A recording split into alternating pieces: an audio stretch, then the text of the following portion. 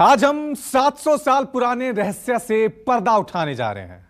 एक मुस्लिम देश में 700 साल से घने जंगलों के बीच ज्वालामुखी के पास भगवान गणेश की पूजा हो रही है।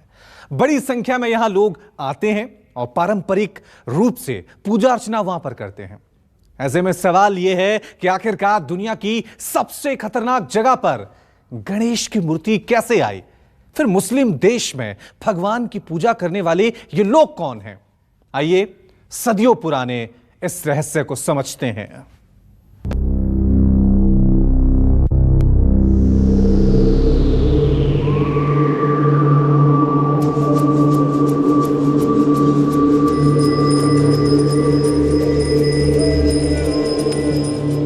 सात 700 साल पुराना चमत्कार, ज्वालामुखी के बीच जयकार।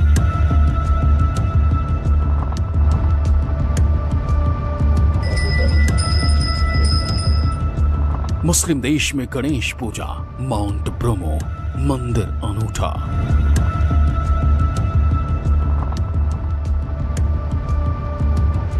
करिश्मा या कोई विज्ञान, देखकर पूरी दुनिया हैरान। हिंदुस्तान से करीब 9000 किलोमीटर दूर कुदरत का सबसे बड़ा करिश्मा देखने को मिल रहा है। चारों तरफ ऊंचे ऊंचे पहाड़ हैं, बीच में एक विशाल गाय गड्ढा है और इस खाई में ज्वालामुखी धधक रहा है। यहां तक तो सब ठीक है, लेकिन चौंकाने वाली बात यह है कि ज्वालामुखी वाली खाई के ठीक ऊपर पर्वत पर भगवान गणेश की मूर्ति रखी हुई है,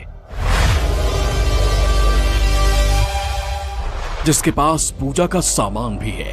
अगरबत्ती है, मूर्ति पर हल्दी लगी है। देखने से लग रहा है कि यहां पर भगवान की पूजा हुई है। प्रकृति के बीच से सामने आई इन तस्वीरों को देखकर हर कोई हैरान है। जहन में सवाल है कि घने जंगल और ऊंचे पहाड़ों के बीच भगवान की ये मूर्ति कहां से आई? जो जगह ज्वालामुखी के ताप से धधक रही है, वहां पर भगवान की मूर्ति किसने रखी? ये कुदरत का करिश्मा है या फिर कोई पहेली? हैरान करने वाली तस्वीरें दुनिया के दूसरे बड़े मुस्लिम देश इंडोनेशिया की हैं। मुस्लिम देश में भगवान की मूर्ति और पूजा किसी रहस्य से कम नहीं है। जिस जगह पर भगवान गणेश की ये मूर्ति रखी गई है, वो जगह दुनिया के सबसे खतरनाक ज्वालामुखी माउंट ब्रोमो के नाम से जानी जाती है। भगवान हो और भक्त ना हो, ऐसा कभी हो ही नहीं सकता। गणपति की पूजा के लिए यहाँ पर भक्तों की भीड़ उमड़ी है। श्रद्धा के साथ साथ लोग कुदरत के सबसे बड़े इस पहेली का भी आनंद उठा रहे हैं। खौफनाक ज्वालामुखी के बीच पारंपरिक तरीके से भगवान की पूजा करने वाले ये लोग टेंगर जनजाति के हैं, जो खुद को हिंदू बताते हैं। ये लोग हर साल 14 दिनों के लिए माउंट ब्रोमो के मुहाने पर बने इस मंदिर में पूजा करने आते हैं। टेंगर जनजाति के इस धार्मिक समारोह को यंदिया कसाडा कहा जाता है। टेंगर जनजाति वास्तविक रूप में हिंदुओं का एक समूह है, उनका एक समुदाय है इंडोनेशिया में। यह आश्चर्यजनक बात है क्योंकि इंडोनेशिया विश्व की दूसरी सबसे बड़ी, भारत के बाद में, मुसलमान देशों का समूह है। अब यही जनजाति उस जगह पर माझा रहित एक साम्राज्य हुआ करता था, उसी का अंश है। क्योंकि इंडोनेशिया तो पहले पूरी तरह से हिंदू था और भारत का हिस्सा हुआ करता था। इंडोनेशिया क्या, सिंगापुर तक की स्थिति हुआ करती थी। तो यह लोग अपनी पूजा, अपनी अर्चना करने के लिए ऐसे ऐसे काम करते हैं। टेंगर जनजाति की धार्मिक मान्यता के अनुसार ये लोग ज्वालामुखी के क्रेटर में अनाज, सब्जियां और खाने पीने की चीजें डालते हैं। फिर खाने पीने की चीजें को बड़े नेट के जरिए पकड़ने की कोशिश करते हैं। इस परंपरा के बाद गणेश की पूजा अर्चना की जाती है। मान्यता के अनुसार इससे ज्वालामुखी का क्रोध शांत होता है। भगवान का गुस्सा शांत होने पर ज्वालामुखी में विस्फोट होता है। ज्वालामुखी को फल, सब्जियां देने से उसका उद्गार न कम होता है, न उसके उद्गार में कोई प्रभाव पड़ता है। ये सब पृथ्वी के स्तर पर इतनी कम है कि इसका कोई भी प्रभाव नहीं पड़ेगा। हाँ, यह मान्यता रही होगी, अलग अलग स्थानों की मान्यताएं रही होंगी, और यहाँ पर यह मान्यता है कि ऐसा देने से, ऐसा गणेश जी को देने से, अर्पित करने से शायद कोई प्रभाव पड़ सके और इसका प्रभाव कम भी पड़ सके। टेंगर जनजाति के लोगों की मान्यता है कि अगर ज्वालामुखी शांत नहीं हुआ तो उनका समुदाय इसमें भस्म हो सकता है।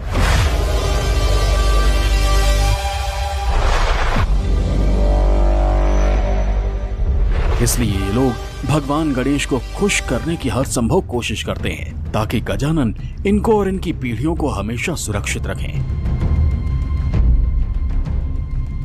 यानी जितने रहस्यों से भरे लंबोदर भगवान हैं, उतनी ही रहस्यमयी जगह पर उनकी ये मूर्ति भी है।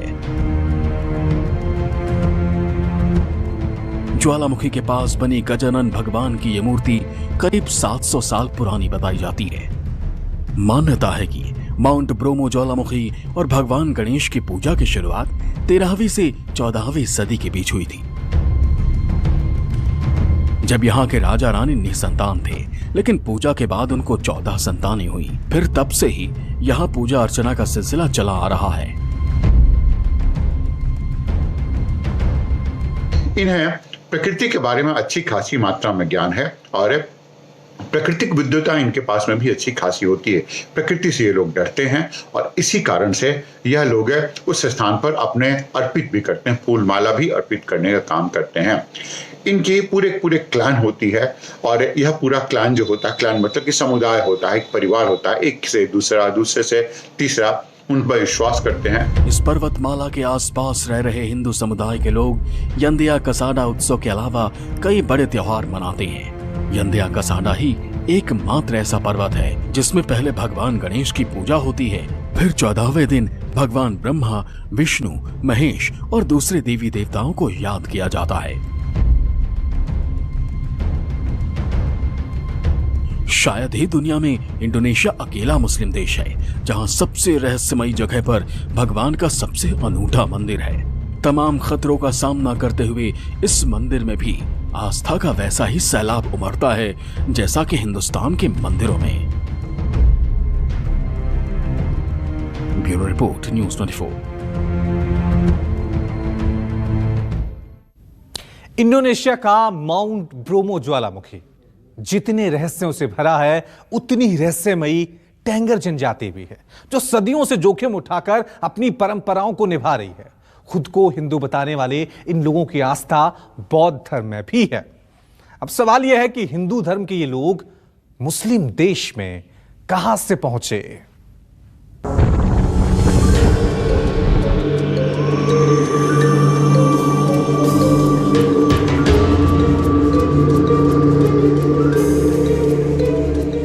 इंडोनेशिया की माउंट ब्रोमो पर्वतमाला जितनी खतरनाक कही जाती है, दिखने में उतनी ही खूबसूरत और रहस्यों से भरी है। इन पर्वतों के बीच हर दिन किसी न किसी उत्सव की गूंज और पूजा पाठ के मंत्रोच्चारण की आवाज आती रहती है, क्योंकि इस पर्वतमाला के आसपास 30 गांव ऐसे हैं जहां हिंदू यानी टेंगर जनजाति के लोगों का डेरा है। टेंगर जनजाति के लोग खुद को माजापहित राजकुमारों के वंशज होने का दावा करते हैं, यानी कहीं ना कहीं इनका संबंध भारत से भी है, क्योंकि माजापहित साम्राज्य इंडोनेशिया में शासन करने वाला आखिरी भारतीय राजवंश था। 13वीं से 16वीं शताब्दी के बीच ईस्ट जावा में माजापहित राजवंश का शासन था। टेंगर जनजाति के लोग जावा की सबसे पुरानी माजापहित बोली बोलते हैं। इंडोनेशिया में इन लोगों को रोरो एंटेंग और जोको सेगर के वंशज माना जाता है। माजापहित बोली को टेंगर जावान नीज भी कहा जाता है।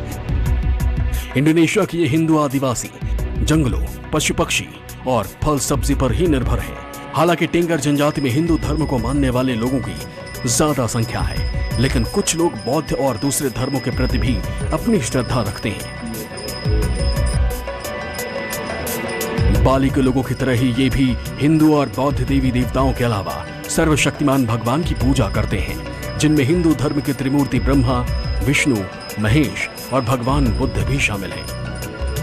मूलतः यह लोग जंगलों में रहते हैं और जंगलों के फल को, वहाँ की सब्जियों को, वहाँ के फूल को, उसी को खाने पीने का काम करते हैं।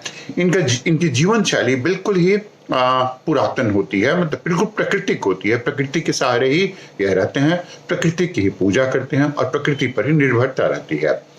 यह लोग कुछ कुछ टोटेम का भी उपयोग करते हैं उस स्थान पर, और इनके पास में संस्कृति के नाम पर, रहन सहन के स्थान पर ये कभी कभी पेड़ों पर, कभी कभी किसी स्थान पर कुछ चीज़ों को जलाकर उस स्थान पर अपने घर बनाते हैं, वहाँ पर रहने का काम करते हैं, और वनों में ही ये रहने का काम करते हैं अत्यधिक है। टिंगर जनजाति में पूजा के कई तरीके भी हिंदू मान्यताओं से मिलते जुलते हैं। हिंदू धर्म की तरह यहाँ भी मंदिरों में पुजारी होते हैं जिन्हें रेसी पुजंगा कहा जाता है।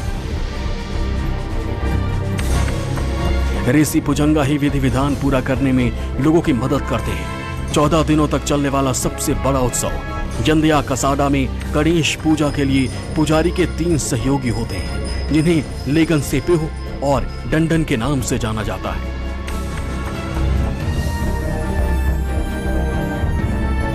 माउंट ब्रोमो माउंटेन के अलावा पूरे इंडोनेशिया में भी हिंदू देवी देवताओं के प्रति जबरदस्त आस्था है, क्योंकि भगवान गणेश को इंडोनेशिया में शिक्षा, कला और विज्ञान का देवता माना जाता है। इंडोनेशिया के 20,000 के नोट पर भी भगवान गणेश की तस्वीर है। साथ ही यहाँ की सेना का मैस्कॉट हनुमान है।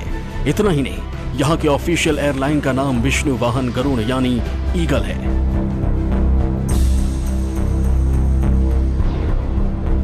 हालांकि इंडोनेशिया में हिंदुओं की परंपराओं को काफी मान्यता मिली है। बावजूद इसके हिंदू माने जाने वाले टिंगर जनजाति का जबरदस्त शोषण भी हो रहा है। दूसरे धर्मों के लोग बड़े पैमाने पर इनका धर्म परिवर्तन करा रहे हैं। अब तक करीब 10,000 टिंगर जनजाति के लोगों का धर्म परिवर्तन हो चुका है। इंडोनेशियाई सरकार ने टिंगर पहाड़ों को राष्ट्रीय उद्यान घोषित कर दिया है। प्राकृतिक विद्युता इनके पास में भी अच्छी खासी होती है।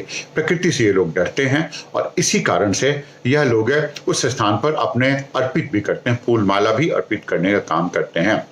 इनकी पूरे क्लान होती है, और यह पूरा क्लान जो होता है, क्लान मतलब कि समुदाय होता है, एक परिवार होता है, एक से दूसरा, दूसरे से तीसरा उन पर विश्वास करते हैं।